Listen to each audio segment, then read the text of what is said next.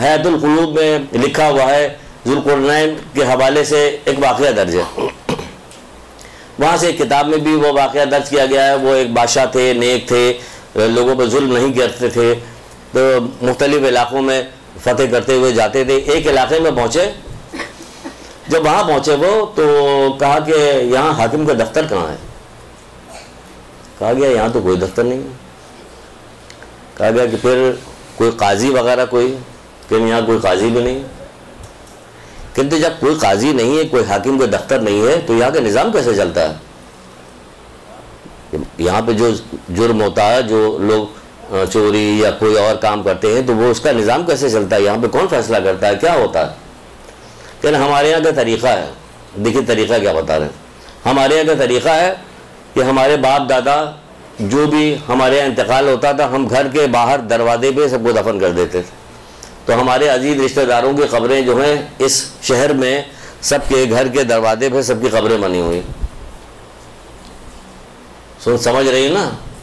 تو ہم لوگ جب گھر سے کام کرنے کے لیے نکلتے ہیں تو انہی قبروں کے درمیان سے ہوتے ہوئے جاتے ہیں۔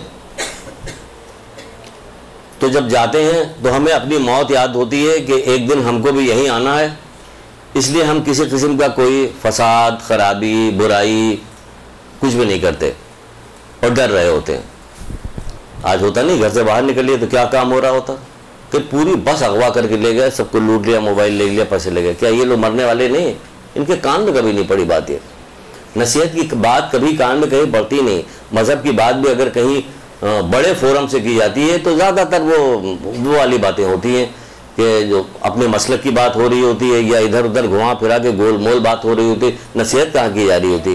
یہی وجہ کہ قرآن کو معنی کے ساتھ پڑھنے سے روک دیا گیا۔ کہاں روکا گیا؟ کہاں رواج ہے معنی کے ساتھ قرآن پڑھنے کے؟ پڑھیے گا تو اس میں آپ کو نصیحت ملے گی۔ قرآن تو کہہ رہا کہ صرف اور صرف نصیحت ہی نصیحت ہے، لیکن پڑھنے نہیں دیا جاتا۔ کسی کو بھی نہیں معلوم، پوچھا جائے ہاں قرآن کی 2 آیت کے بتائیے، ختم، کچھ نہیں، پڑھائی نہیں کسی نے۔ بہترین کتاب ہے، اگر کسی پہاڑ پہ نازل کر دیا جاتا تو پہاڑ ریزہ ریزہ ہو جاتا۔ ہم نے اس کو محمد کے قلب پہ نازل کیا، تم سمجھو تو بڑی بات ہے۔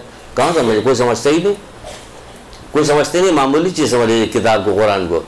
جس کی چاہے گا قیامت کے دن شفاعت کرائے گا، یہ سمجھ لیجیے، یہ قرآن جس کی چاہے گا قیامت کے دن شفاعت کرائے گا، جس نے اس کو آگے رکھا۔ اس کی آگے رکھنے سے مطلب یہ جب آپ پڑھیے گا تو اس کی نصیحت کو، اس کو دیکھیے گا تو اسی حساب سے عمل کیجیے گا، تو اس کو آگے رکھنا مطلب ہوگا اس کی مرضی کے مطابق چلنا ہے، ایسا نہیں ہے۔ تو بہرحال تو انہوں نے کہا کہ ہم جاتے ہیں تو اپنی موت کو یاد رکھتے ہیں، جس کی وجہ سے ہمارے یہاں کوئی برا کام نہیں ہوتا، اور پھر جب ہم کام سے گھر واپس آتے ہیں پلٹ کے، تو انہی قبروں کے درمیان سے ہوتے ہوئے ہم اپنے گھر آتے ہیں، تو اپنے بیوی بچوں کے ساتھ بھی کوئی ظلم زیادتی نہیں کرتے، اس لیے ہمارے یہاں ضرورت ہی نہیں اس کی کوئی ضرورت نہیں۔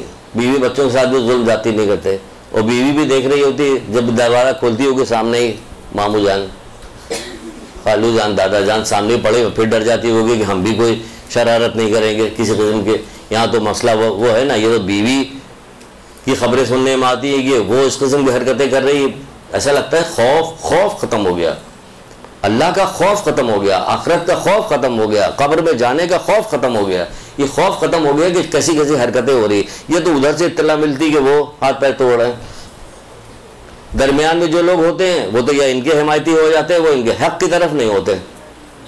حق کی طرف ہو جاؤ، کسی کی حمایتی مت بنو اور ظلم نہ کرو۔ تو یہ اس طرح سے انہوں نے کیا، تو یہ ہوا، یہ پتہ چلا کہ جناب اپنی موت کو سامنے کی طرف رکھیں گے تو پھر کیا ہوگا کہ ہوگا یہ کہ ہم کوئی برائی نہیں کریں گے۔ آپ کو بھی اگر سامنے رہے کہ آپ ٹھیک ہے بچے ہیں اپنی جگہ پہ، لیکن یہ کہ یہ اطلاع ہے، دی جا رہی ہے، بتایا جا رہا ہے کہ اس طرح سے ابھی سے تیاری کرنا ہے، کیونکہ سفر بہت طولانی ہے، بہت طولانی سفر ہے، تو اسی لیے ہمیں انتظام کرنا ہے۔ رحمتک یا ارحم الراحمین وصلی اللہ علی محمد وآلہ الطاہرین۔